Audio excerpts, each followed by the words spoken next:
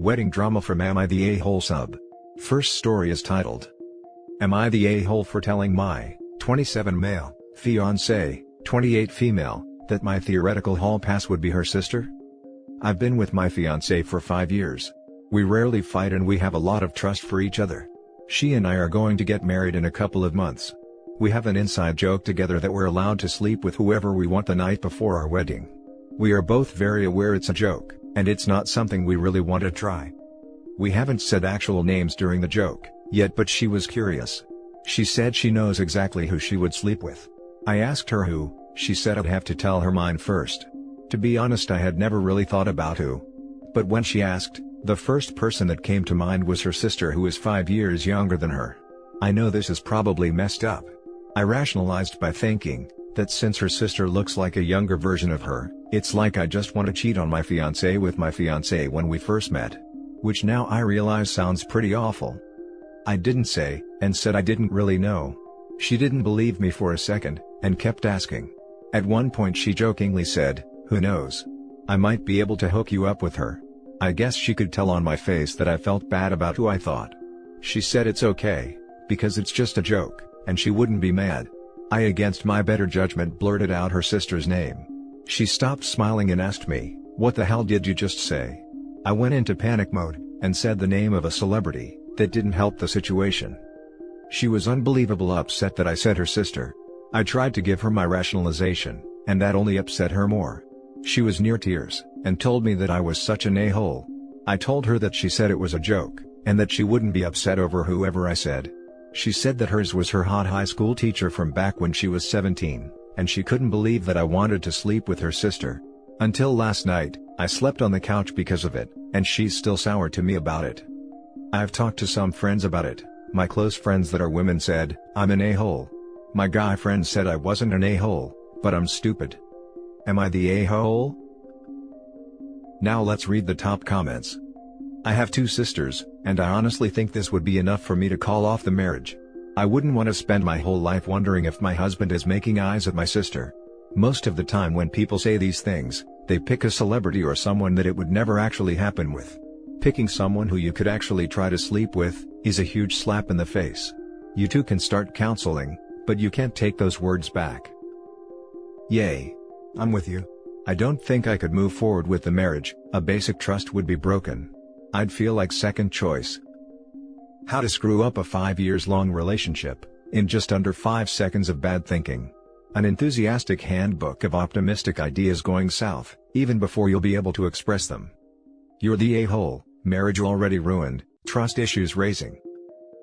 This is the kind of situation that the, "Oh no baby what is you doing" meme was made for. Bro. Rip. You're the a-hole.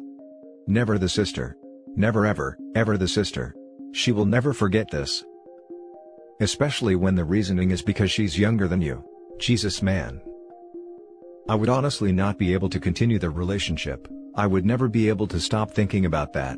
Not enough therapy in the world. Now for the second story. Am I the a-hole for dressing nicer than the bride at my cousin's wedding? I got invited to my cousin's very small wedding, which was last week. I had never met her before the wedding, so I knew it was important to make a good impression. I also have deep insecurities about how I look due to being bullied as a child, so I always need to look as nice as possible when I'm going out, even just to get coffee. I started planning what I would wear immediately. The invite said cocktail attire, and I settled on a tea-length dress I had worn to other people's weddings, with matching colored chiffon shawl and flats, as well as a real pearl necklace and earrings. I didn't buy anything new for this, just did my best with what I have. I made sure my makeup was decent and didn't clash, and made sure to get my hair cut a week before the wedding, so it would look its best as well. Well, I think I was the only one at her wedding that cared about how they looked.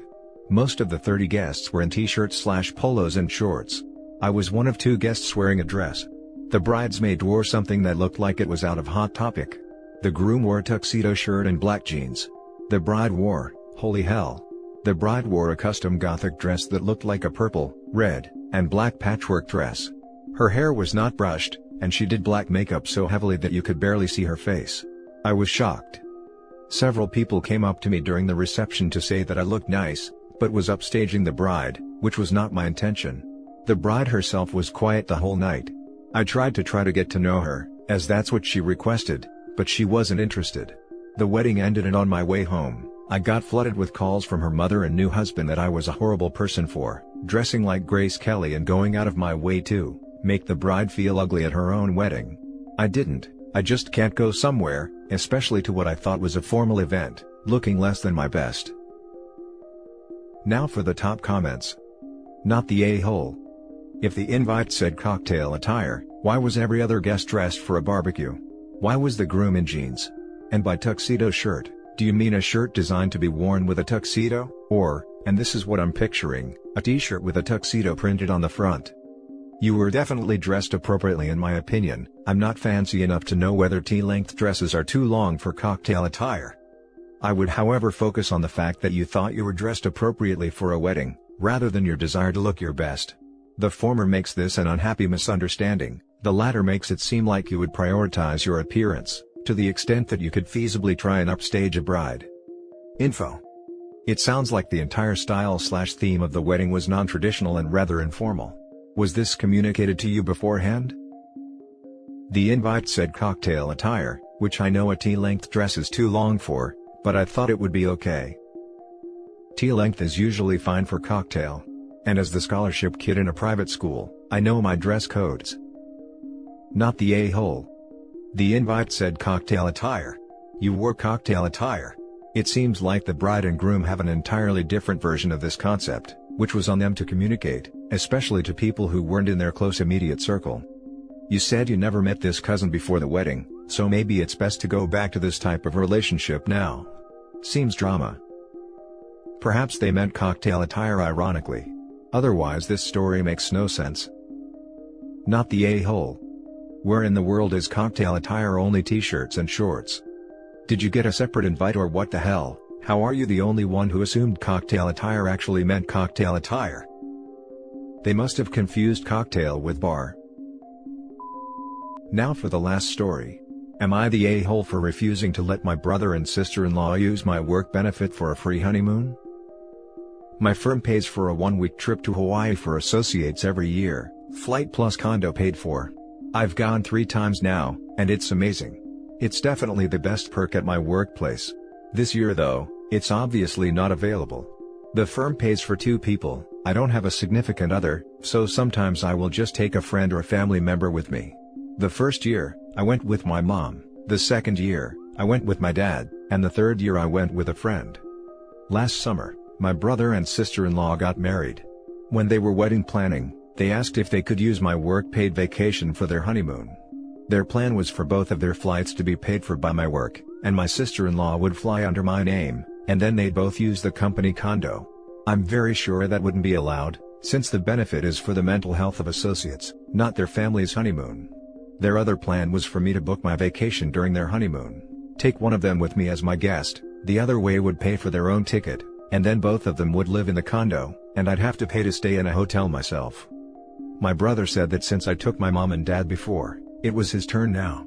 They also said that I'd easily afford to pay for a hotel/my own vacation that year, but they wouldn't be able to. I said no, because I get very few vacation days, and I didn't want to use them up like that.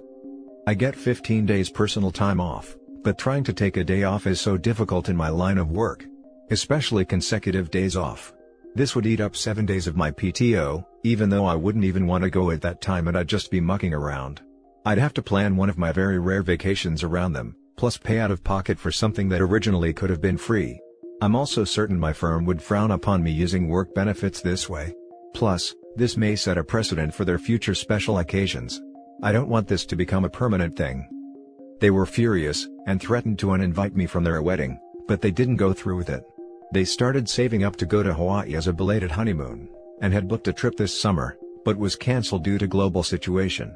Now they're directing their anger back at me, saying that if I had just helped them out to begin with, they wouldn't be in this position, and that I should let them use my benefit whenever we're allowed to travel again. Also, before anyone asks, I don't have a good relationship with my brother. I don't think they're the worst human beings alive, but I don't like being around them. We have a lot of serious political disagreements, and he's always trying to get money from me. When I was struggling, he had a "that's your problem" attitude and never once went out of his way to help me out. That's why I don't feel inclined to do this favor for them. He thinks I'm the a-hole, and my mom is suggesting I just concede for 1 year to smooth things over. Am I the a-hole? Now for the top comments. Not the a-hole, they were okay to ask and for you to refuse, but threatening to uninvite you from their wedding for not complying is harsh, and a bit childish. You're probably right, if your work found out, you could have been in trouble or worse, sacked. If they continue to make you feel guilty, tell them it's not your job to pay for their honeymoon, nor should you risk your job for them to have a vacation. A honeymoon is in essence that, a vacation. Best of luck. I'm also pretty sure pretending to be someone else on your plane ticket is a big no-no in the eyes of TSA, and possible crime. Also, if the work find out she's giving her package to their family, they could revoke her from ever using it again. Not worth the risk. That's what I was thinking. Was sister-in-law going to try to use a fake ID or something? Not the a-hole. You don't need this much context to get an AITA determination. Either way that you do it, you are breaking the rules, and possibly some laws. Remind them that it's your benefit. They are free to work toward that same vacation, if it's so important to them. Not the a-hole. He wants to get married, he wants a honeymoon, then he should pay for it. Anyways, your job could really be upset by it and take that benefit away. Don't cave in. Lots of people don't have a honeymoon and live a pretty good life. I mean, if they had suggested plan B first, and offered to pay for OP's hotel, I can at least see asking. But plan A is ludicrous, and expecting someone else to pay for your honeymoon, never mind all the other reasons OP doesn't want to do this, is beyond entitled. He thinks I'm the a-hole, and my mom is suggesting I just concede for 1 year to smooth things over. Don't negotiate with emotional terrorists. All it does is teach them that they can threaten to disrupt the family anytime they want their way. You're not responsible for the pandemic wrecking anyone's plans. You don't owe anyone a free trip to Hawaii. You also don't owe anyone any access to your work benefits, and you're certainly under no obligation to set a schedule for people to exploit your benefits. You're not the a-hole. In the future, make it clear to your family that since Hawaii is such a point of conflict for everyone, you simply won't be asking anyone else in the family to join you. And those are the stories for this video, guys. As always, leave a comment below and don't forget to hit like and subscribe for more content. Turn on your notification to get updated on the latest videos. I'll catch you in the next one. Good day, everyone.